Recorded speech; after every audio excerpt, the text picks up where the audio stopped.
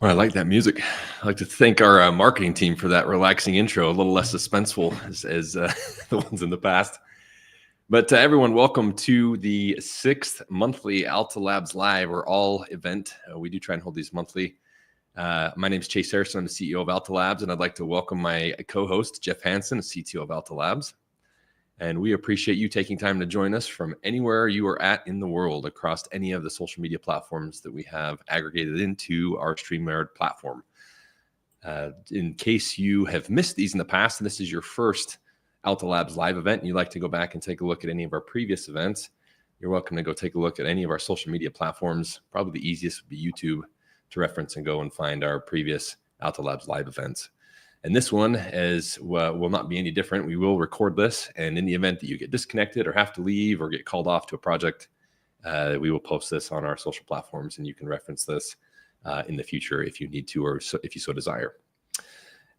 We also, as a reminder, we like to hold a live Q&A or question and answer session at the very end of all of our Alta Labs live events.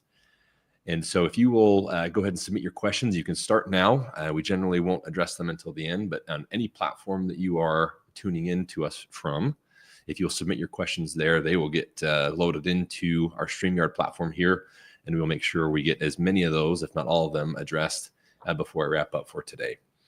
In the event that we do miss a question that's not intentional, or if you think of something afterwards and you want to get a question to us, please send us an email at sales@alta.inc. We're always open and would love to communicate and engage with you on anything regarding Alta Labs.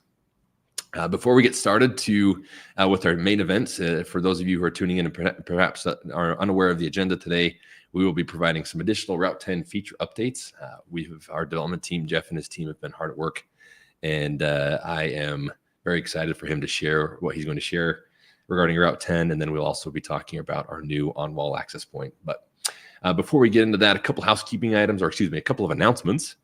We are sponsoring an NCAA Build-A-Bracket tournament. So if you're a basketball fan, if you're familiar with the NCAA's March Madness, right, where there's a big basketball tournament that goes on for the next couple of weeks, we host a Build-A-Bracket tournament where anyone is able to come and engage and play along with that.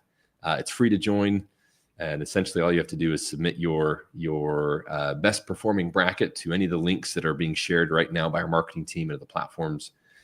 You've got 24 hours to do that. The games start tomorrow. But the best performing bracket out of everyone else's submissions will win one of our not for resale kits or NFR kits, which includes a Route10, an S8 PoE, which is one of our 8-port switches, as well as an AP6 Pro and an AP6. And then if one of your if your bracket makes it into into the Elite 8, you will win one of our coveted Talk Nerdy t-shirts that you can take a look at on our latest newsletter. We have a picture of that there. So please come and engage with us. We'd love to have you. It's always a fun time of year for those basketball fans. We'd also like to take a moment and recognize our February installer of the month. That was Arcadian IT out of Ireland. We are getting some questions on how to be eligible for our Installer of the Month program, so I wanted to make sure that was very clear. We generally decide on that internally. We vote on that within the Alta Labs staff, but what helps you qualify or be noticed for or considered for our Installer of the Month is generally we want to see you install a lot of Alta Labs gear in all your projects and share those on social media, right? We love to see those projects and enjoy them with you and see where Alta Labs are being installed across the world, and then be sharing those obviously on social media and be active in our social or in our community forum, right? Sharing your installs on our stories section of our forum. Our March install of the month will be announced next week. We're excited to do that. And then obviously, please engage with us on our socials and be installing Alta Labs gear, and you'll be eligible for our install of the month. And then finally, last announcement before we get into the fun stuff. If you are in Las Vegas, March 31st to April 4th, or have any plans on attending ISC West, we will be in booth 6077 with our distributor EPCOM, showing off all of the latest with Alta Labs, and we'd love to have you come talk to us and get any of your questions answered there as well. Or if you are in Chicago or around Chicago, April 1st and 2nd, the Channel Pro Live will be holding their event there, And if you are interested in attending that, you can get registered and entrance into that event for free by using our coupon code ALVIP. That's A as in Alta, L as in Labs, and then VIP. You can go register on their website and attend that April 1st and 2nd. And some of our team will be there as well. So that's it for announcements. We are now, I want to show you what our development team's been hard at work at. So Jeff, if you want to take it away and talk to us about all the latest and greatest in Route 10, let's see what we got. Awesome. Yeah. Thank you, Chase. It's great to be here. Excited to show off some of our new features that we've released in the last month. So first off, I wanted to talk about the WireGuard client feature. So we've added the ability to, if you already have a Route 10, we've had the WireGuard server feature available for a while now. You can actually make one of your other Route 10s a client to your server Route 10. So to do this, it's pretty easy. You can download the client configuration when you create your user. And just a reminder, to get all of the WireGuard accounts and users are tied to the auth tab. So that way it's very easy. If you add a new employee or whatever, you can add them, you can delete them, and it adds or deletes all of their credentials related to Radius and WireGuard all at the same time. So a central place for authentication instead of disparate places. So you download the conf file from WireGuard, and then you can import that conf into, and we have a video that shows this exactly step by step, but I just want to show you the interface. You can actually upload the file, and it'll take the conf file and automatically convert it into the configuration. As you can see, there are a lot of options here. It's like any VPN configuration setup. There's keys that have to be correct, private keys, public keys, subnets that need to be configured. And so with WireGuard, it makes it really simple. When you download that configuration and hit the upload, it actually inputs all of that for you. So it makes it very easy to set up. So yeah, there's that feature that we've introduced, and we're seeing anywhere from 500 to 800 megabits performance through our WireGuard server and client, which is blisteringly fast for a WireGuard server. We're excited about that. And then the other feature that we added more recently is the ability to do like more traditional site-to-site WireGuard. So you can create a site-to-site configuration of WireGuard, and you can either hook it up to a Route 10 server that's connected to the auth tab. That all works great. But if you want to interoperate with, like, for example, other VPNs, other WireGuard servers, third parties, even providers like cloud providers of WireGuard servers, you can do that as well now. And so, yeah, you get the host name, you put the host name in. We've made it so that the PSK is optional. There are some VPN providers that actually don't require a PSK at all. So you just have to put in the host name and your private and public keys. We also have the concept of a binding. So you can have multiple, basically, bindings for WireGuard. A WireGuard server obviously has a binding. It binds to a port, right? And so the default is 51820. That's just like our normal WireGuard port. If you want to bind to something else, you can just type in a different port. And then as an S2S configuration, you can also select which port to bind to under the advanced settings. And yeah, I mean, that's basically it. We plan on releasing another video that goes through the exact setup of a site-to-site configuration, similar to how we did our video of WireGuard servers and clients. We'll do a site-to-site one that specifically focuses on this later. But just wanted to make sure everybody was aware that this feature is out, and it works great. And we're really, really excited about it. We also added the ability to masquerade a connection. So if for whatever reason, if you're sending a lot of traffic over through a VPN provider and you want to masquerade all your traffic that goes through that VPN, all you have to do is check this box, and then it's a really easy thing to set up.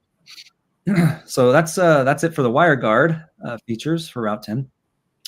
We also recently launched multi-WAN support. So, I mean, at launch we had really basic multi-WAN support. Basically, if something failed drastically, it would do the handoff from WAN 1 to WAN 2 and vice versa, just depending on your configuration automatically. But it didn't perform very well in all scenarios. And so this brings full support for multi-WAN. It performs whether or not, the gateway is responding to ARP pings. It has a monitor now. And so we actually turn it on by default in all firmware that's running 1.4C and above. And the way that you can configure it is you go into the advanced settings of your Route 10. So you can go to the WAN port here and edit our WAN. And if you go into advanced settings, you'll see that you can actually select the type of monitor. So by default, this is similar to our APs and switches. The way that it monitors the connection is it pings ping.alta.inc. And so that's just a simple ICMP. But if you want, you can also configure it to hit an HTTP or HTTPS website as well. And ping.alta.inc responds to both of those as well. So if you just want to use HTTP, it's a little more involved, tests your network a little bit more than a simple ping. You can do that as well. And that's where you configure that. Also, along with load balancing, along with the multi-WAN feature, we also introduced load balancing. So if you want to use two connections simultaneously and split the traffic, 50-50 between them, all you have to do is make sure that the metric is the same on both of them. And our backend will configure the routers so that they load balance between those two connections. We do plan on having the ability to, split them, not necessarily 50-50, maybe you want to do 20-80, or maybe you have a connection that's really fast and one that's slow. Obviously, these things are coming. We definitely want to bring them out, but right now it's a 50-50 balance. So if you have similar connections, it'll work really well for you right now. Let's see, other features that we've introduced. We also recently introduced Multi-WAN IP support. This one's really simple. You can just add another static IP address to the end of your IP addresses and make your Route 10 listen to multiple WAN IP addresses.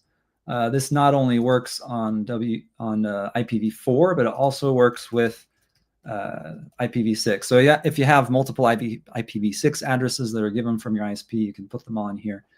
And then that allows you to use firewall rules to route, for example, if you want to do a DMZ from one WAN IP to another internal host or something like that, some other router internally, you can do that so that you can give the Route 10, put that on your public space and then route those DMZs to the internal IPs. So really excited about that feature as well. Let's see. So other features, we also launched IGMP Snooping on the Route 10. So to turn that on, it's very simple. You just check this box right here and it turns on IGMP Snooping on the Route 10. This feature is already available on our switches, has been for a while. So if you have if you have a network with a lot of TVs, a lot of streaming devices, a lot of AV on it, we definitely recommend that you use the Alta switches instead of necessarily relying on the Route 10 for that. That's generally the more recommended way to handle those advanced streaming devices. But it is possible to do basic IGMP snooping with the Route 10. Jeff, can I ask a question there? Yeah. So would you recommend then to make sure IGMP and snooping is enabled both on our switches and the Route 10 for those heavy streaming type applications? Yeah, in general, I would. Yeah, you're going to get most of the benefit of the IGMP snooping features along with fast leave and all the features, the querier and all that with the switches that you may not necessarily get with the Route 10. But yeah, it's definitely safe to turn it on both of them. That's what I generally recommend if you have an Alta router and switches. Great, thank you. And then, yeah, the last feature that, let's see, I don't have a screen share of this, but we added the ability. I know this is something that a lot of home labbers who have complicated networks have been wanting for a while, but the ability to change the subnet or set the subnet to something other than 192.168.1.1 when you initially set up the Route 10, that's all done and it works really well. We've had the feature where you can, so what it does is it actually detects the WAN IP address, and if it conflicts with the previously configured or factory configured subnet, it'll actually change it to something else. So for example, if your WAN is 192.168.1.1, it'll actually change the LAN of the Route 10 when you set it up to 192.168.0.1, right? And that all happened automatically, but now you can actually go in and change it to anything that you want. The other cool thing is you can actually set up an extra VLAN, right? So if you have a management VLAN that you like to put your Alta control on, or your software controller, you can actually set up a separate VLAN as part of the Route 10 process. And that should hopefully alleviate a lot of concerns with the if you want to do a different subnet than the default 192.168.1.1, it makes it super easy to do. So yeah, I mean, that's I think that covers it for the new features for the past month. Wonderful. Lots of new features getting packed into Route 10. I love to see it. And the beautiful thing is the price hasn't changed. It's still coming in at a whopping $199 retail, and it's a 10 gig appliance, right? So if you haven't had a chance to get your hands on a Route 10, we highly suggest you do it and put it to the test. We are seeing rave reviews everywhere, and from a price and performance perspective, no one else really comes close. Nobody that I've seen yet. So we're grateful for Jeff and his team and everything they've packed into that Route 10. It's just going to continue to get better. The next thing we want to touch on is our AP6W. It's our brand new, what we call on-wall, or some would refer to as an in-wall, but doesn't go in the wall. It goes on the wall. Wi-Fi 6 access point. Jeff, you wouldn't mind bouncing to that next slide for me? Yeah. So it is a brand new device. Jeff actually, I think, has one in his hands that he could potentially show you guys on camera. So it is real. It does exist. And it's coming hard and fast, right? You'll see that start to ship out to our distributors come the end of April, early May. And so by the end of May, that will be available from all of our master distributors globally. But a little bit more on this is it is a Wi-Fi 6 device. It has 2x2 on both bands. That's designed specifically for high saturation deployments, right? So think hospitality, hotel rooms, apartments, MDUs, condo complexes. Where you may not want to blast your entire project with a really strong, really good, high-performing Wi-Fi, where you really need to get APs present in every single room and potentially some additional switch ports at the bottom. This is where your AP6W is really going to come into play. We're seeing some great performance in our own labs. We're seeing anywhere from 800 to 900 megs down on the 5 gig band. So we're pretty excited about that, to tout that, especially on a 2x2 form factor. We'll see that come in very handy, obviously, in those high bandwidth demanding hospitality and MDU deployments. Also, it's very disruptively priced. We're coming in at a whopping $99 retail. So if you are a registered installer, there is margin built into that for you as well. And you can work with our sales team as well as our distributors worldwide to get your hands not only on the product, but take advantage of that additional margin. Jeff, if you would mind going to that next slide for us. Just to give you a little bit better of an idea on form factor and some of the things that make the AP6W unique is you have the ability to power it in 3 different ways, actually. If you power it via PoE plus in the back or on the bottom, you can then have PoE pass through on that right port there. So again, PoE plus to power it, and then we'll pass through PoE, which gives you the ability to power, you're generally an IP camera, right, or an IP phone. Or if you just need additional network jacks out, that now gives you the ability to have some additional capacity with the AP6W. Or in the event that you're doing a retro job and perhaps you're not able to replace the network switches, or there's power limitations, maybe your PoE budget's constrained, we do give you the option to, I'm just noticing a little typo there, an external power adapter that you can buy. That it would be an optional accessory, or you can purchase one on Amazon or wherever else. With it, you'll be able to use and power the AP6W. It's not something that we will include. It's partly due to the fact we wanted to hit a very aggressive price point, knowing that generally most projects that deploy these will be deploying a lot of them. So we wanted to make sure there wasn't any, it wasn't cost prohibitive. I do want one of those eternal power adapters, though. Yeah, get me one of those. We also, none of our APs have ever had a DC port on it up until now. We figure it's going to be really helpful if you need mesh in a pinch. This allows you to do that. Agreed. And yeah, that eternal power adapter is something we're actually not supposed to talk about in labs. So a little slip to slap the hands of our marketing team. Just kidding. Anyways, so there will be two mounting options that come with this, right? They'll be built in or included in the box. There will be one that's truly flush mount. So the RJ45 port there will actually be flush with the mount. So you can put it right on a wall or right on the outside of a low voltage enclosure. Or if you want a little bit more of a streamlined mount where that RJ45 port can go inside of, say, a junction box or J box or a low voltage or high voltage enclosure, you can do that, and it'll just minimize the reveal into the room by a little bit. So we obviously wanted to make sure it's very elegant in any sort of deployment. And that also will come with the features that you know and love with our AP6 Pro and our AP6, as well as our AP6 Pro Outdoor. And those include, but certainly are not limited to, AltaPass, 0 licensing fees. So once you purchase this, AP6W will be able to manage it from any of our 3 management options for free, right? So our cloud option is free for the life of the product. You can download and install our self-hosted controller in your virtual environment, or a Docker container, right, or an LXD. Or if you want to purchase our on-prem controller, you can do that as well. Retails for $149. You can manage up to 1,000 of these AP6Ws. And so, again, no licensing fees there, right? You buy the hardware and you can plug it into our cloud for free. It also will feature our content filtering, so it'll be running a DPI engine just like our AP6, our other AP6 products. And then it'll also feature our brand new feature that we've announced and most of our products. It's our zero-touch provisioning.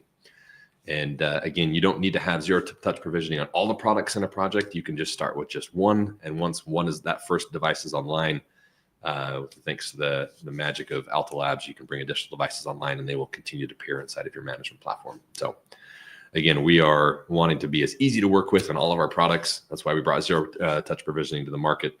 And now we're including that in our hospitality or MDU appliance here with the AP6W. I know some of you are probably wondering, here it is, first quarter 2025. Why are we developing Wi-Fi 6 still? That's one thing we wanted to hit right out of the gate. And Jeff, please feel free to chime in here. But from an Alta Labs perspective, we are excited about Wi-Fi 7. We know Wi-Fi 7 is the way of the future, right? We also view that as a platform that still has some work to do, right? There's still a lot of development needs to be done there. There's not a lot of devices in the marketplace that support Wi-Fi 7. Wi-Fi 6 is a mature, stable platform, both from a firmware perspective and a chipset perspective, and where these are going into high density, hospitality deployments.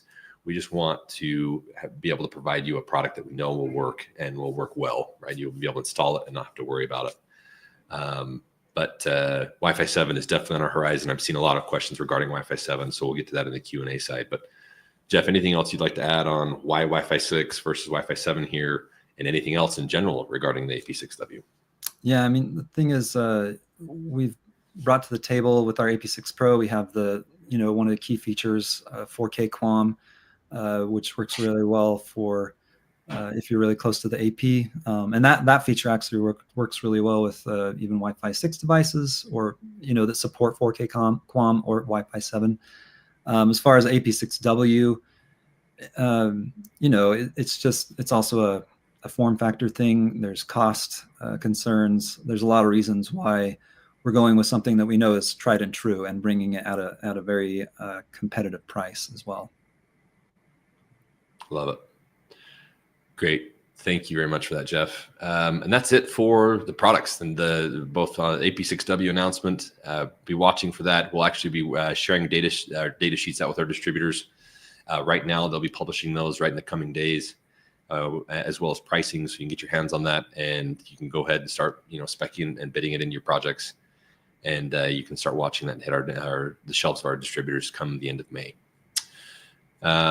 Before we jump into Q&A, there's one announcement that I did forget to make, something that our sales team asked me to share on our event today, and that's regarding NDAA compliance. That is a topic that gets brought up very regularly now, especially with some of the concerns with some of our competitors' security that has come to light in the last couple of months. And we behind the scenes have been hard at work making sure all of our products are NDAA compliant. And I'm happy to announce that all of the Alta Labs products, both that are existing in the market today, as well as the ones that we'll be rolling out this year that you've seen in our previous roadmap presentations, are all NDAA compliant. And what we will do to kind of help reinforce that is we'll be adding that compliance to our website. We'll publish a letter that you can take to your customers that indicates that Alta Labs is NDAA compliant, which allow you to obviously be eligible for certain government and education projects, And even internationally, we understand that NDAA compliance is in pretty high demand. So we're pretty excited about that. And if you have any questions on that, obviously you can plug it into the chat fields here, or send us an email, and we'll be happy to expand on that and help you make sure you're comfortable taking us into those NDAA specific projects. So anyways, jumping into Q&A, let me go scroll to the top here. Thank you for submitting all of your questions. Again, if you're just joining us and would like to submit a question, go ahead and plug that into whatever social media platform you are tuning into us for. We'll try and get to those questions here as we run through all of them that have been submitted. And if for whatever reason we miss one or something's not clear, please throw it back in the chat, or email us at sales@alta.inc, and we'll get an answer back to you just as soon as possible. So let's go up to the top here. First question from user ZTech coming in even before the event starts. Thank you, ZTech. Any updates on the 48 port switch? Jeff, you want to take that one? Yeah, for sure. Right now we're scheduled to go into mass production around the June timeframe. So hopefully early June, we'll have something that, we've been obviously very excited about, PoE on every single port, 2.5 gig capable on 16 of the ports, and then 4 SFP plus slots. So yeah, it's holding steady right now around the beginning of June. Great. Thanks, Jeff. Yeah, and the feature set hasn't changed from when we shared that on our last feature or product roadmap call. So really excited for that to come to market. Kevin, I think you were talking about our all the past Alta Labs live events, and we have shared that in the StreamYard event or StreamYard chat. So hopefully you see that link provided by Landon. You can get access to all of our past live streams. User Ahmad Kai, we want a device similar to the Amazon Eero Max 7, but not an AP on ceiling. Assuming that's an all-in-one device. Yeah, and I want to just explain this. There's method to our madness. Aside from the fact that it's a lot more easy to develop a product that doesn't do everything all at once. I mean, there's a lot of products out there that do controllers, AP, router, all in one. And yes, long term, I think we'll release something like that. But the fact is, if you look at a lot of installations, especially in homes, the ISP connection never comes into the most convenient location. It's never a good spot for like the core router / Wi-Fi access point for your entire home. So having the router and the AP separate components actually is very convenient for positioning the access point in an ideal location. You bring the router into the ISP connection, and then you run the AP somewhere else where it can penetrate the home or the business much better. The other thing is, if you look at the pricing of a lot of these all-in-ones, just competitively, the cost of a Route10 plus an AP6 Pro, is much lower than a lot of the all-in-ones that are out there that do even Wi-Fi 6 or Wi-Fi 7. And so, we allow you to have that flexibility of an individual router that's focused on routing. That's all it does. And it's very good at that. Plus an access point. That's just an access point. And that's all it does. That gives you the reliability and stability that you want. So that's kind of the reasoning right now. Love it. Thank you, Jeff. All right, let's go to the next one here. Coming in from, similar question, Mixmaster TV. We need a router similar to Amazon Eero Max 7. Hopefully that addresses some of your comments and concerns there. Next one from user VJ. Any updates on Wi-Fi 7, please? So yeah, we're just holding steady to our current schedule. It'll be out later this year, Q3 sometime. But yeah, everything's looking good as far as making progress on being able to deliver on that as well. So yeah, obviously something we're really excited about, but it is something that we're going to test heavily and make sure, there's a lot of features of Wi-Fi 7 that aren't necessarily recommended in the industry. When you install an Alta Labs AP, it'll just work. There will be some other options that you can enable, but if you don't do anything, it'll just work really, and it'll work really well. And that's the same philosophy that we have with our Wi-Fi 7 AP as well. That's right. Wonderful. Thanks, Jeff. Similar follow-up question to VJ2. And would you make it an enterprise Wi-Fi 7 access point?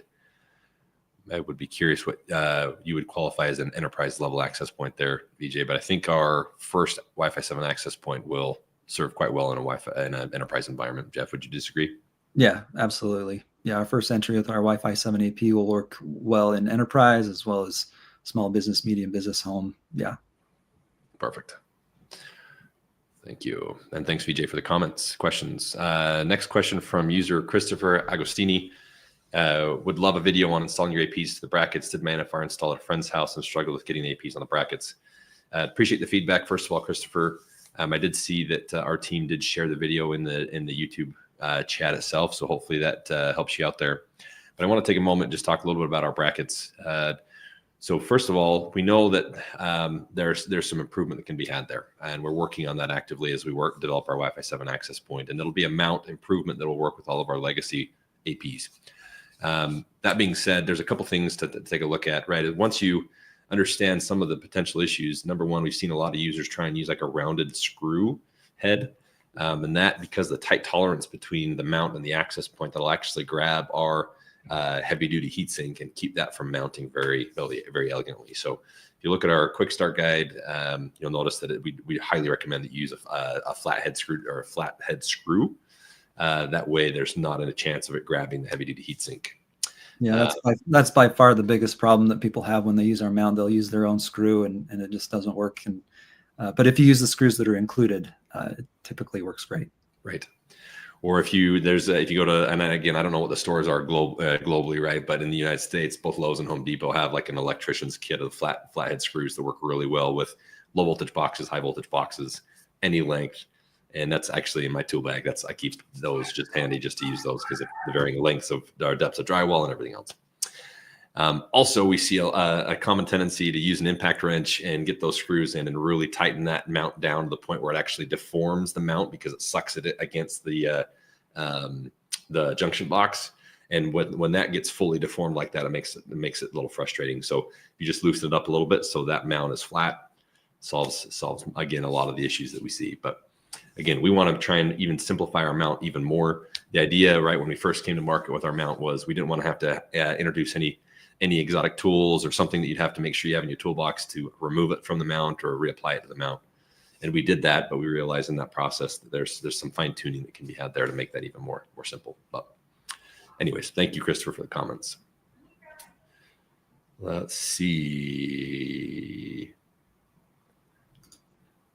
This comes up a lot. I want to go ahead and address this too. Matt Frommer, my AltaLabs wireless access point randomly died and I had an RMA to AltaLabs. So first of all, hopefully that process was really easy for you, Matt. Our support team and our RMA team is, I'd say, probably the best in the industry, right? We want to make sure that if you have any issues with AltaLabs products, that you get taken care of right away. In our access points, we've identified a small production batch, right, at the very beginning of our production. And even within that production batch, it's a very small percentage where there was a PoE controller chipset on the air that was a little faulty. And it's not guaranteed to fail. It's just the failure rate's a little higher than we'd want with your typical manufacturing. When you're manufacturing, right, you'd like to see something less than even 0.5% of failure. And that's generally for all of our products. We're far below even 0.5%. But in that particular production batch, there was a small issue. And again, it doesn't even impact the entire production batch. So anyways, if you do have an issue with any of our access points, you'll see in our forums, right, we're quick to jump on there and get your replacements sent out. If there's any concerns there, reach out to us, sales@alta.inc. We'd be happy to discuss that with you and make sure you feel comfortable installing AltaLabs going forward. Let's see, Mixmaster, I see the love for the all-in-one devices. Hear you loud and clear. We'll take a look at it. So I think it's the second or third time he's added that in the comments. So another question from Matt. Thank you, Matt. What's the max square footage for an AltaLabs access point? That's going to depend on model a little bit, but Jeff, you want to maybe give some examples on the AP6 Pro and AP6 and then maybe the new AP6W? Yeah, well, that's definitely a loaded question, and obviously one that we hear all the time. I mean, in general, you can say that a single access point has anywhere between coverage from 1,500 to 2,500 square feet, right? Just as a general guideline. But a lot is going to depend on your environment. With homes, usually there's a lot more walls that are closer together. And it depends on the type of material that is in your walls. Depends on if you have cubicles, what material they're made out of. It depends on the access point as well. The AP6 is a 2x2 on both bands. And so, you're not going to see quite as good a range on a 2x2 radio as you will see with a 4x4. In our testing, we see around a 30% performance increase. So not just performance in terms of bandwidth, but also range when you go to a 4x4 solution on 5 gigahertz. And so that's why, in general, when we want to make sure that the customer is extremely happy and just solid, reliable Wi-Fi with the best coverage possible, we usually recommend the 4x4 on the AP6 Pro. So those are the general guidelines. We are, under development in a tool. We have support in Hamina and other wireless planning tools where you can actually plan. You can upload a floor plan. I know Hamina just released a really cool feature where you can actually literally upload a JPEG of the floor plan, and using AI, it automatically converts it into vectors, and so it makes it like brain dead simple to plan. And you can import our access points into their tool and see that as well. We're working on our own tool as well, but we let them take care of the really advanced stuff with the JPEG import, which is really, really cool. Yeah, agreed. We use that Hamina tool almost every day. So plug for Hamina. Maybe share this live stream event with your fans or with your customers. Matt, thank you for the question. Next one coming from user Luke Fong. I've seen you on our community forum as well. Welcome to our Alta Labs live event. And regarding our white rack mount feature in the forum. So first of all, I'm hoping I'm not going to hurt any feelings, but we're not going to have that be white. We're actually going to match our 16 and 24 point, almost like space gray paint color scheme, right? Which is a darker gray with a high metal flake content. We wanted to kind of help that blend into the rack environment in the event that you're using that with our 16 and 24 port switches. And that, believe it or not, was feedback from our community. We queried it a while ago and took it to a couple of trade shows. And the overall overwhelming response was have it match the 1624 port switch rather than have it be white.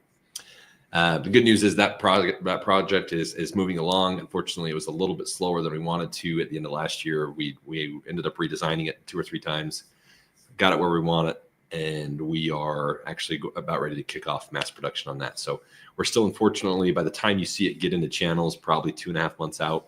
But Luke, I know based on what you were talking about in the forum, you've got a project, I think in July, that you need to get that in Jamaica, which is cool. Love to see that project in Jamaica.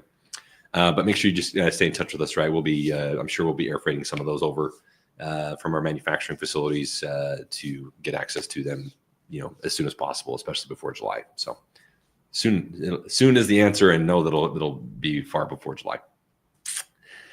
Next question, and I have to say thank you to Frank for bringing this up. We've seen Frank here before. He came here for Cake.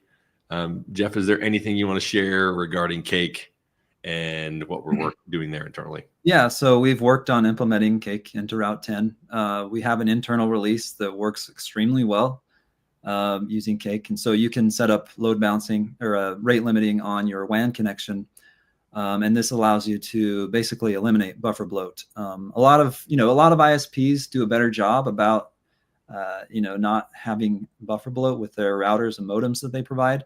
But there are still tons out there that haven't quite figured out how to eliminate it. And so this allows you to kind of, you have to tweak it. It's a manual setting, right? You have to go in and figure out exactly what your upload and download limits are. But once you have it within the right parameters, you can basically, upload all you want from as many devices, download all you want, and still maintain extremely low latency, sub 50 milliseconds, or, it's good enough to be able to do some online gaming or anything like that. Wonderful. Thanks, Jeff. That's exciting. Exciting to see it be rolled out internally. So Frank, hopefully that gets you excited too. It's coming hard and fast. Yep. Thanks for coming for Cake. Next question from user Richard Vaughn. Can you give me an indication when you expect all the coming soon features to be implemented on the Route 10? I have use cases for DPI, IPSec, site-to-site dynamic DNS client, IPSec site-to-site dynamic DNS client. There would also appear to be some issues with implementing hardware acceleration Any updates on that? Finally, VLANs are not showing up correctly for devices. Any update on that? Fixes for that? Yeah. So, I mean, as far as coming soon, we're still trying to hold to the end of the first quarter schedule for like DPI and the IPSec site-to-site client, as well as the dynamic DNS client for other providers. We've mentioned this before, but we already have, our internal Alta DNS, which works extremely well. It actually sets up an automatic DNS for multi-WAN as well. So, if you're coming in from multiple IP addresses, you can use that DNS to get to your Route 10 very easily. We'll also be adding a feature really soon where you can, on our own DNS, just prefix it with like a 1 dot whatever, your DNS, and that hits WAN 1 IP, 2 dot whatever, that hits your WAN 2 IP, 3 dot whatever, So some really cool features that aren't really out there. But we wanted to bring that. Obviously, we prioritize our own DNS, but we do plan on bringing support for others soon, hopefully by the end of this month, or very soon after that. It's coming quickly. And yeah, we've definitely paid attention to your posts in the forum. Some of these issues, we just need to work with support on reproducing. A lot of these issues, they're just something that if you've worked in engineering and developing any networking product, you quickly realize that 99% of the effort of fixing an issue is just reproducing it. And so a lot of issues are actually pretty difficult to reproduce. And so it's just figuring out what scenario, what environment, what specifically needs to be configured to get it to reproduce that problem. And then once you get that far, usually it's pretty easy to resolve. So yeah, I mean, we'll continue to work with you on the forum. We definitely hear you loud and clear on there with those other issues. Great. Thanks, Jeff. Richard, thank you for the comment and the questions. Another question from user Matt Frommer. I have a question for Jeff. I work for a home theater installation company, and how many access points do I need for an 8,000 square foot home? Yeah, I mean, it's always a loaded question. It depends on the design. What I would usually do is ask for a floor plan, right? And then we can import it into Hamino or some other Wi-Fi planning tool. If you want general guidelines, I'm going to err on the side of more, just depending on, the denseness, the size of the rooms and things like that. So, I mean, 8,000, if you divide that by 1,500, we're at like 6 or so APs. So I'd probably start there. And then I would also recommend, doing a site survey. I always, even though you've planned something really well and figured it all out in your head, like when you go to install, there's inevitably going to be a problem somewhere, right? Some room or some corner of some room that just doesn't have the signal that it should have, right? According to plan. And so no matter how you design it and over design it, you're going to want to make sure you do a site survey just to make sure that you get that neg 65 or whatever your minimum requirement is throughout the property. Wonderful. Yeah, I'll add some stress to that, right? We're working on some hospitality projects here locally, and that is site survey before, site survey after. Use Hamina or Ekahau or soon to be our site planner, just to make sure you don't get any stumbling blocks there. There's outside RF influences even that can go in and cause some problems. So, anyways, thanks for the question, Matt. Next question from user Linus. Hey, are you going to implement in the web UI so you can see which firewall rules that get hits without the needs to go inside the CLI? Yeah, I mean, that's a good idea. A good idea for a feature request. If you want to go on our forum and post it, we're definitely open, and we listen to our community very actively. So it's not something that we necessarily have on our list right now, but definitely would love to throw that in there.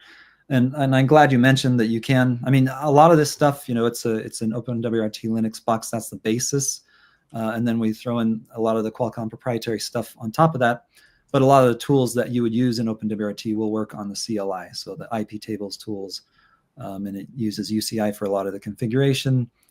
So a lot of those things still apply if you know what you're doing in that space. Wonderful. Thanks, Jeff. And thank you, Linus. Next question regarding the AP6W. I assume antenna design for wall mount, I assume, would it still work okay ceiling mounted?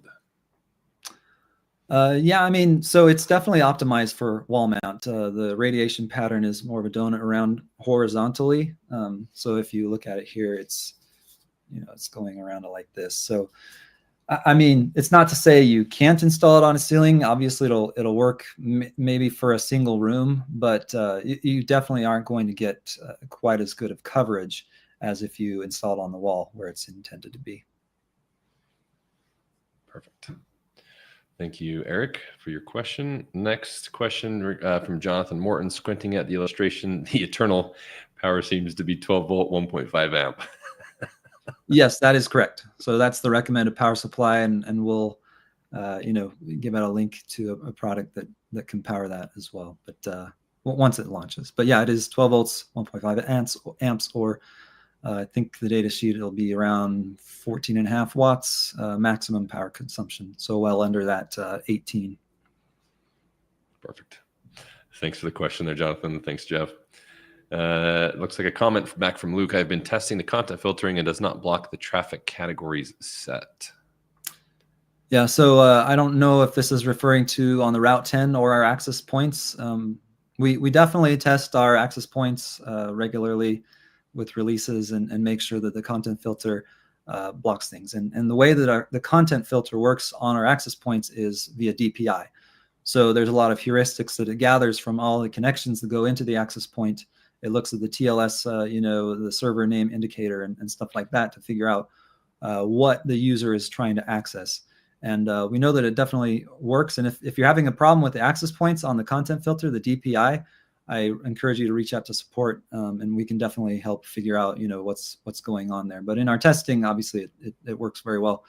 We also, anyway, that's about it for that question. Great. Yep. Thanks, Jeff. Thanks, Luke. Oh, I did want to mention the Route 10 will have DPI very soon as well, which will do, same content filter that's running on APs. It'll run on the Route 10 itself, but it is not currently available or active, but it is a feature that we'll release soon. Fantastic. Yeah, I'm excited for that one too. All right, let's see. Next question, user PBELB. What options are there reobserving what Route 10 is doing when the WAN is down and it's managed remotely? So, I mean, yeah, in a lot of cases, if you want to manage it with a local controller, we have the local controller option. So you can install it in a Docker or an LXD environment. We also have the hardware control platform that's available that you can install on your local network. And all the features, everything that's available in the cloud management platform is also available on the local controller, so you can use that. We do have plans and ideas on how to make a simple web UI to get some really basic feedback and configuration. But as you know, there's a lot of security concerns and implications, and we are very much about security. We want to make sure that not just anybody can get into your network infrastructure. You also have the option, if you do know OpenWRT or Linux networking, you can always use SSH to get into the router and do debugging to figure out what's going on with your network. But we do have plans to make it simpler. Perfect. Thanks, Jeff. And thank you, user PBELB. I'm sure I've got to figure out what that means, but thanks for the question, the comment. All right, looks like we have some repeat questions here that we have generally answered. User Kevin, will we see a Rackmount option for the Route 10? That is what Luke's question was regarding. That is what we are hard at work at now. And you'll see that here in the next couple of months.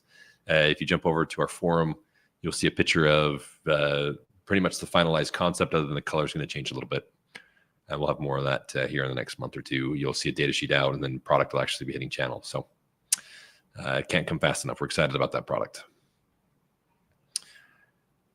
Question from user Mike Rollins. Mike, good to see you on the all. Will the 48 port switch be full PoE?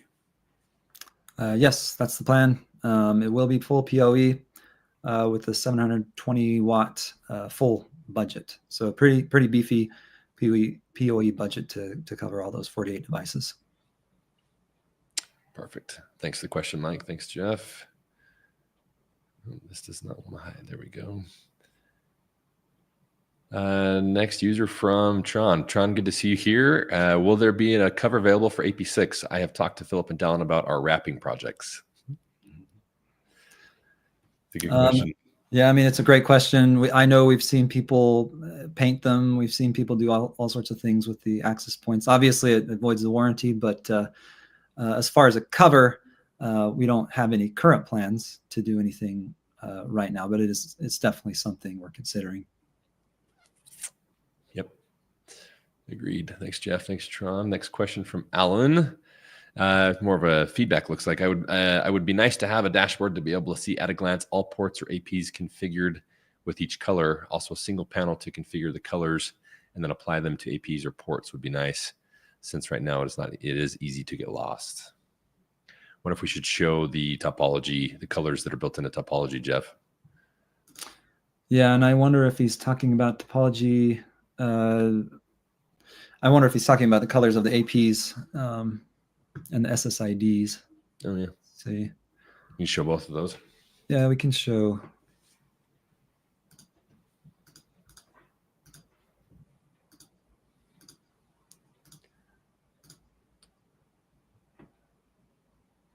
So this is the map, and this has a lot of network devices, so it's a little bit unwieldy, but I'm not sure that we utilize colors at all on this specific network. But if you have a network switch, let's see, I don't want to change any of the colors right now. Let's see, something that's connected. But yeah, if you do have a color that's not black, that's the default color, and you'll see what color the port is right here. So if you want to high level see what color all the ports are on a network, you can bring up all the switches, one at a time. And this is really cool because you can do it in different windows. So bring up all your different switches in different windows, and you can see from this perspective that we're using all black ports here, but it's really easy to see what colors each switch port are. And then if you look at the map as well, it'll actually match the color. So if you set a port color to blue, it'll actually, the line that's showing up here will actually be blue. If it's red, it'll show up red on this as well. So that's one easy way to visualize what colors are being used for switch ports. And then if you want to look at like the colors on access points, you can just look at like the main dashboard and see, you can actually hover over each of these colors and see which SSIDs are associated with those colors. And so it gives you an idea of, what areas are being served, what SSIDs. But yeah, I mean, if you have any other like specific ideas, we're definitely open to improving our dashboard and being able to, manage it more easily. Absolutely. Alan, thanks for the feedback.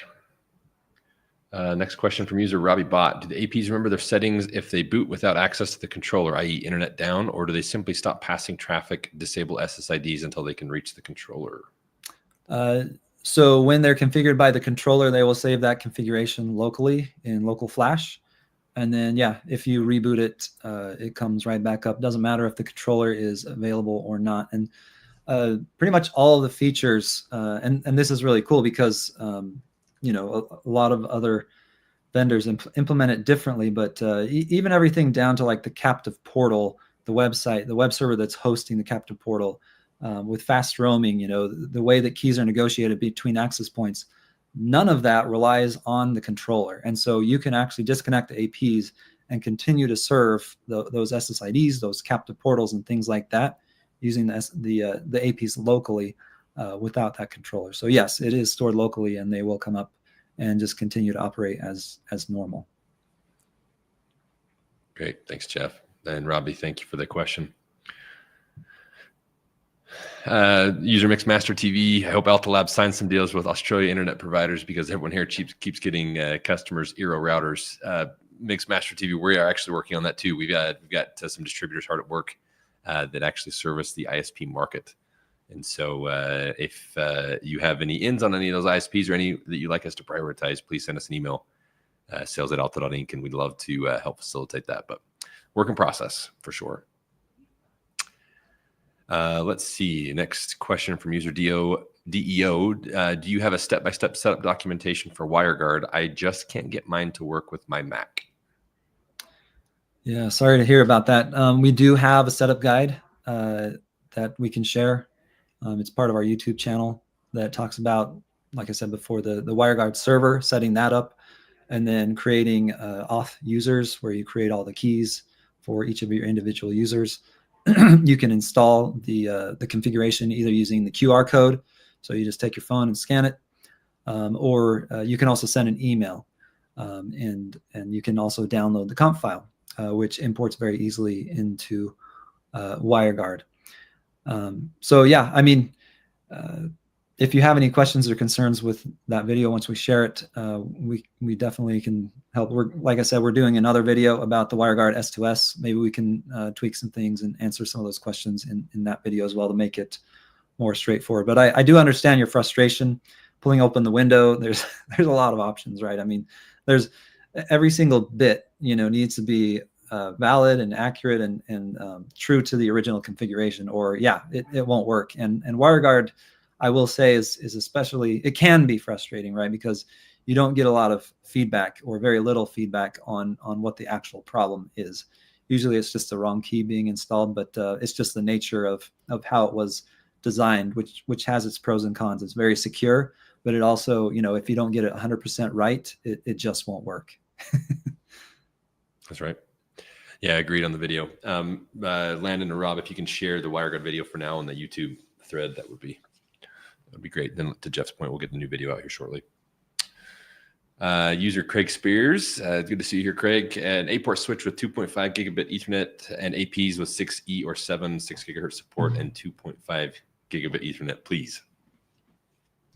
Coming right up. Yeah, I mean, so the APs, at least, we will have Wi-Fi 7 AP by the end of the third quarter launch. That's the plan right now. And one thing that's really cool about our Wi-Fi 7 AP is it will actually have a 10 gigabit port with a very low power PHY, a new PHY from Qualcomm that we're really excited about. Use similar power numbers to, like a 2.5 gig access point, but give you that amazing performance of 10 gig. We have been looking at, an 8-port switch with higher throughput, but don't have anything concrete yet that we can share yet. Yep, coming. Thanks for this feedback suggestion there, Craig. You actually looks like you have a second one here. Maybe a Route 10 Pro. That's one RU and matches the 16 and 24 port switches. Not a bad idea. We'll definitely have to take a look at it. Another question from Jonathan Morton. Following up on Cake, does it largely keep up with the hardware's throughput capabilities? Some of the cheaper CP hardware slows down a lot as soon as you pass traffic through a CPU. Yeah, so I mean, in our testing so far, we've been able to at least get 2.5 gigs or so, gigabits per second. It is, so when you use Cake, it is a software algorithm. So while everything else in the Route 10 will be hardware accelerated, all the packets that are tagged for Cake must be passed through the software, right? And so you are dependent on that ARM64 processor that's in the Route 10. However, I mean, it is a very capable processor, and it is capable in our testing of doing at least 2 to 3 gigabits per second with Cake. And at that point, typically once you get up to 1 gigabits per second, you don't, and I know this can be argued, but with most ISPs we work with, once you get to 1 gigabit connection, a lot of times you don't need Cake above that, but just so you know, it is capable of doing multi-gigabit with Cake as it is. Yeah, we've actually one of our inside guys is bragging about what he's doing with Cake on the Route 10 this morning. So yeah, proof's in the pudding. It's coming. Let's see. Thanks, Jonathan, for that question. Next user, Luis Elliott. Very happy to hear you're all adding Cake to the APs. Very exciting stuff. Loving Hotspot 2.0 as well. Works great in the units. Thanks for the feedback, Luis. Yeah, so I want to clarify that just because Cake is on the Route 10, so we don't have Cake on the APs yet. But yes, Passpoint, Hotspot 2.0. We have a lot coming about that as well in the upcoming month. Some really exciting stuff. Great. Thanks for clarification, Jeff. Appreciate the shout out here. Felix coming in from Canada. Love to see the AP6 Pro Outdoor is holding up in the extreme cold and weather that you're seeing there in Canada. So keep up the good work there in Canada, my friend. Let's see. Next question from Mixmaster TV again is Alta Labs planning on releasing a mobile broadband router for 5G?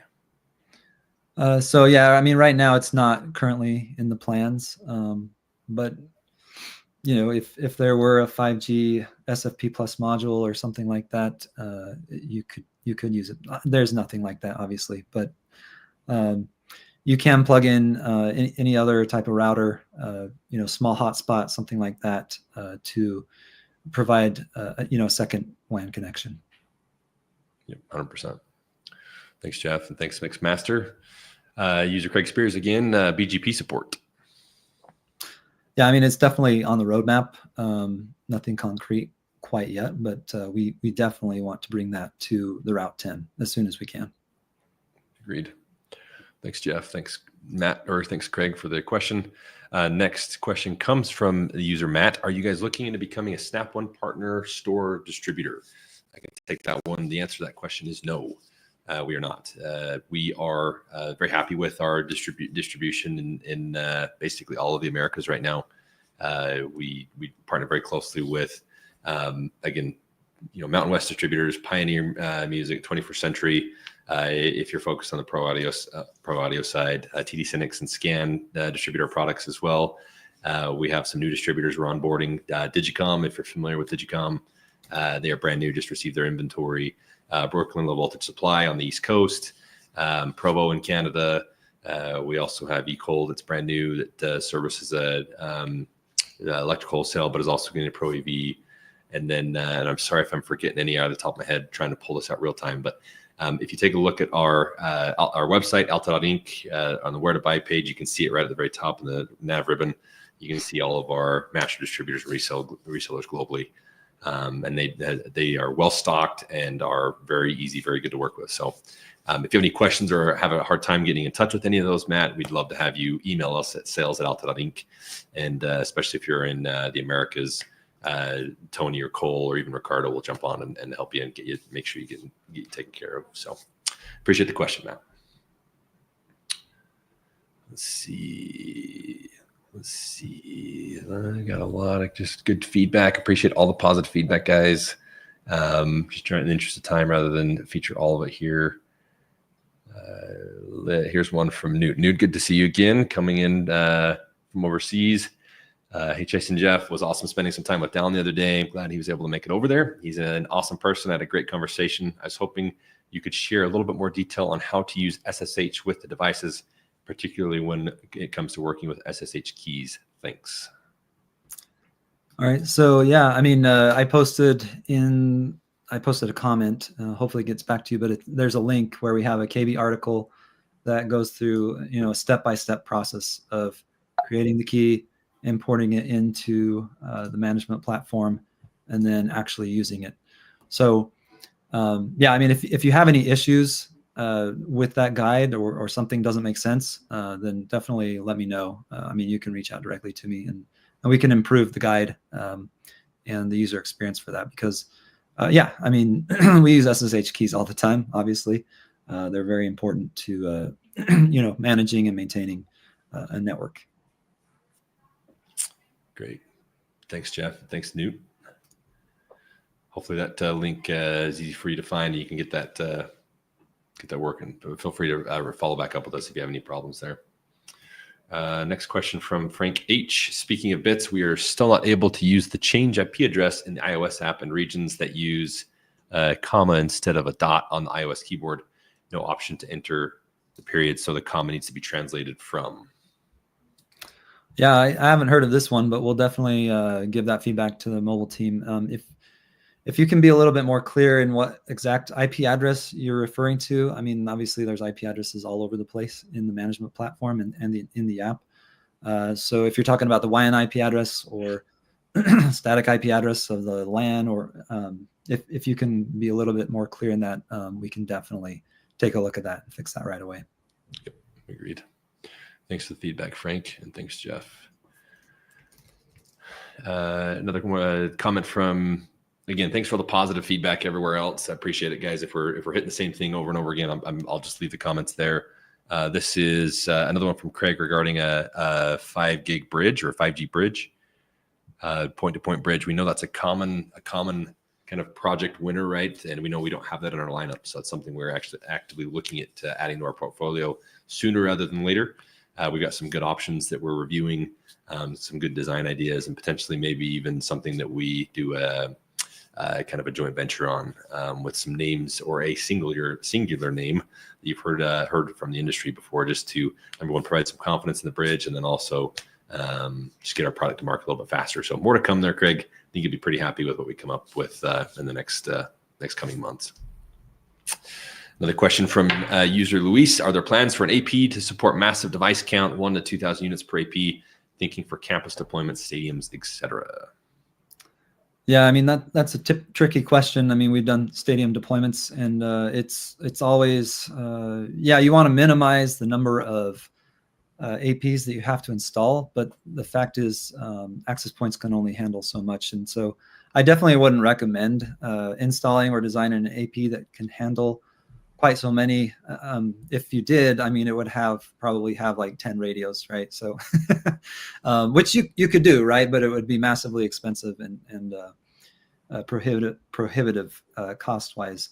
What we recommend is, getting a little bit more local. There's also considerations with like channel planning and transmit power and things like that. So, in general, just best practices for design in stadiums is you want to be able to have those access points, maybe at a lower power, more local to the users, instead of trying to cover everything with a single access point.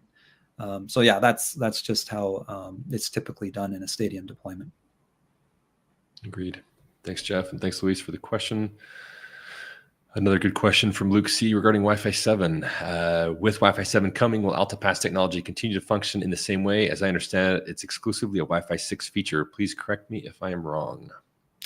So yeah, just to clarify, it is specifically a 6 gigahertz issue, and we're working with lobbying groups with Wi-Fi Alliance, WBA, lots of different people to try to push, multi-password support for WPA3. The bottom line is, 6 gigahertz mandates that you use WPA3, and WPA3 does not support multiple passwords. I mean, if you want to get technical, it does, but not in a usable manner, right? It's not as easy as, how it works on 5 gigahertz and 2 gigahertz.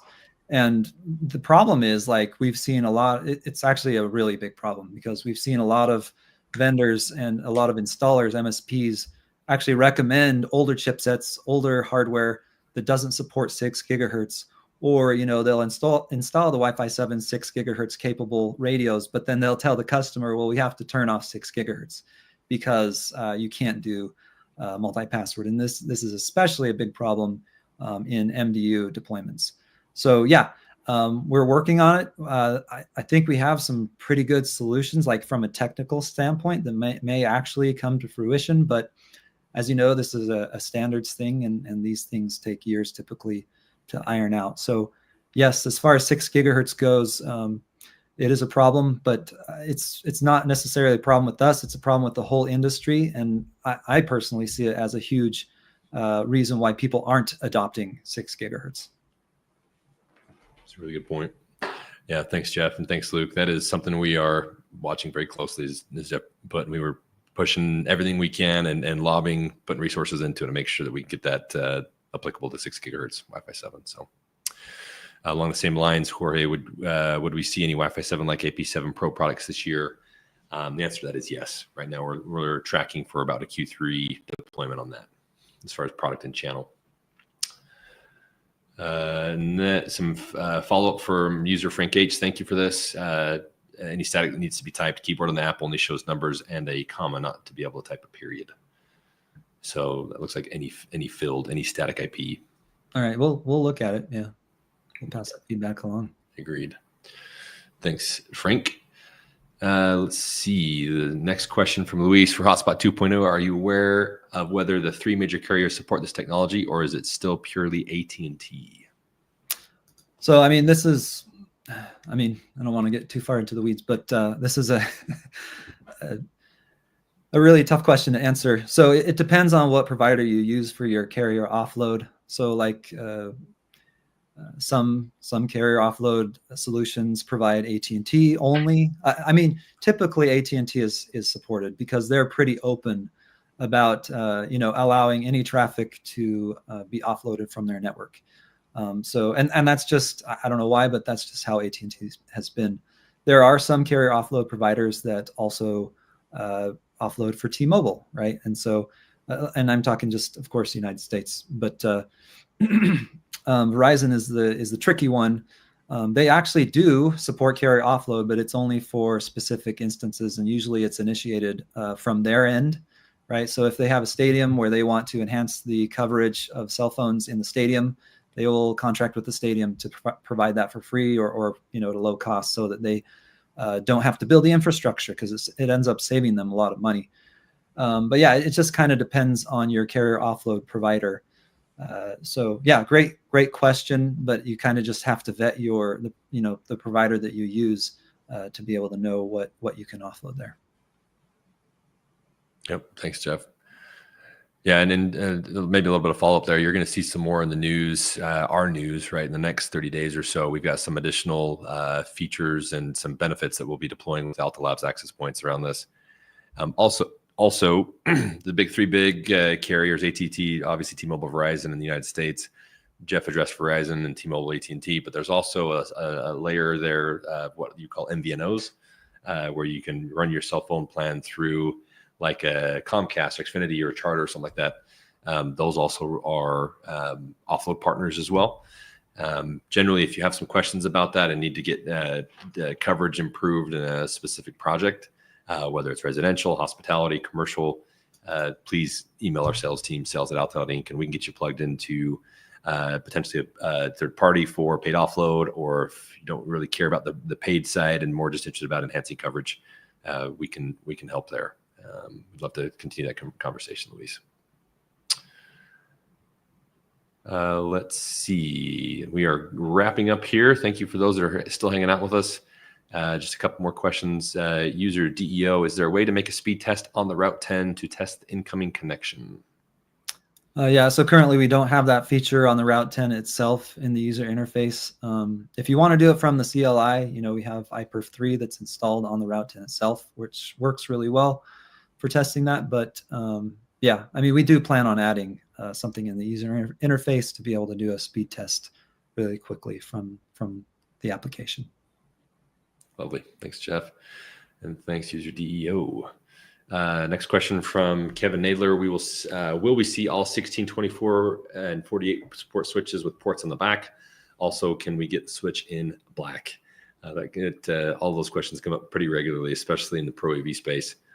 So we are looking at ways to support a rear-facing solution with our current switch lineup. How that will be done yet is still a ways out, right? We understand that's a pretty common request. Obviously, you can mount the switch already backwards right on the back side of your rack if your rack supports that. I know one of our sister brands with Sound Vision Technologies has a rack that can support that. Obviously, you want to see the status lights, I think, in some scenarios out the front side. So again, we're working through that. As far as having them in black, it's also something we're looking at potentially down the road, but nothing that will happen this year. So we're seeing a lot of users really like that. Obviously, that's why we're paying attention to that. At the same time, we're seeing a lot of users that have come to the realization it's really easy to have a front-facing switch, right, with the ports handy, and then bringing your patch panels that are close for easy, number one, termination, right, and then management if you ever need to remove that switch or add a larger capacity switch down the road. Rather than have to get to the back of the switch and then see what's plugged in where, it's really easy to see it on the front of the rack, which I know I'm going to have some people complain and probably send me an email saying, hey, there's a reason why we do rear-facing switches, and I get it. Especially in the Pro AV space, and less than you want a customer getting in there and unplugging cables. But it's just kind of, whatever suits your business the most and the best. We definitely want to be a player in all of those applications. So anything you want to add there, Jeff? No, I think you covered it. Okay, perfect. All right. I think one more question just snuck in. Landian Games, thanks for being here. Would it be possible in the future to manually edit the network map? Yeah, I mean, I haven't heard that feature request yet, but definitely, you can go to forum and put it on the forum. I'd be curious to know exactly how you want to edit it. I guess you would want to fix, the topology. In the long run, obviously we want the map to detect the topology correctly. So we'd definitely be more interested in how the topology is incorrect and how we can make that automatically work correctly, right? Before we researched how to change the map manually. But yeah, definitely an interesting feature request. Yep, agreed. Thanks, Landian Games, and thanks, Jeff. And that concludes all of our Q&A. I think we're caught up, so we're going to go ahead and cut it there. If you didn't get a chance to get your question answered, or if you have any follow-up questions after this event, because you're not able to attend, obviously, real time, please send us an email, sales@alta.inc, and we will get to that question just as fast as possible. Also, if you're interested in attending future Alta Labs live events, please make sure you're subscribed to our newsletter. You can send us an email, sales@alta.inc, or you can jump over to our website, alta.inc. And there is a section there where you can go ahead and subscribe to our newsletter. And we do these once a month, right? About smack dab middle of the month. So our very next one will be about the middle of April. For all of you, those that attended and tuned in this time and will in the future, thank you for your time. Thank you for being an Alta Labs supporter. We would not be here today if it weren't for all of you. And we love your feedback. Keep it coming. It's what we use to mold and shape our product development strategy, have done and always will going into the future. So thank you again from my side. Jeff, anything else you want to add? No, thank you. Just really appreciate, we love working with you guys. We really appreciate your support. Thank you so much. Absolutely. Until next time, everyone, thank you very much. Yeah.